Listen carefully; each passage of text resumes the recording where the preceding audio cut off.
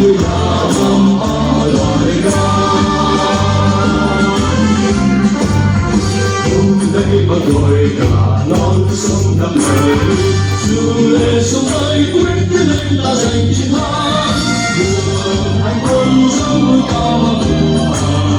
gian nan đầu bằng lòng khắp cả muôn trời miền Nam đại hãy vẫn cao cờ đỏ thắm tươi ta sống lên thành công thành đô ta về một đôi lên xanh quê dập lửa vì dòng quê dành ấm no dành lấy mùa xuân ta yêu đang ở trong bài quân.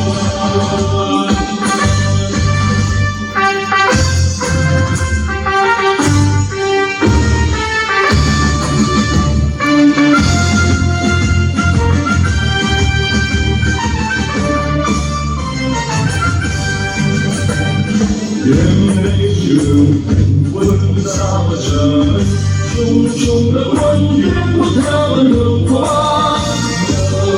hoa chiếu ta lên mỏi dâng lên về đám cả niềm tin sang người giờ sao bên hoa lắm lanh soi sáng đường châu đi ta đi thành phố miền Nam đi quê hương còn một quân sân đường thì ta một chiến đấu quê xanh nó đi lời bác chúng ta cho quê ta lời ca hôm nay mà gọi cả non sông đã lời đường lệ sông ấy quyết lên ta giành chiến thắng gian nan nó bằng lòng vẫn ngắm cao núi trời miền Nam ơi hãy vẫn cao cửa đỏ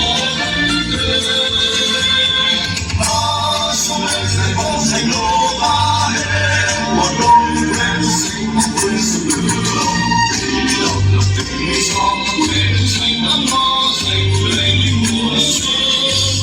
yêu đang cùng trong hạnh phúc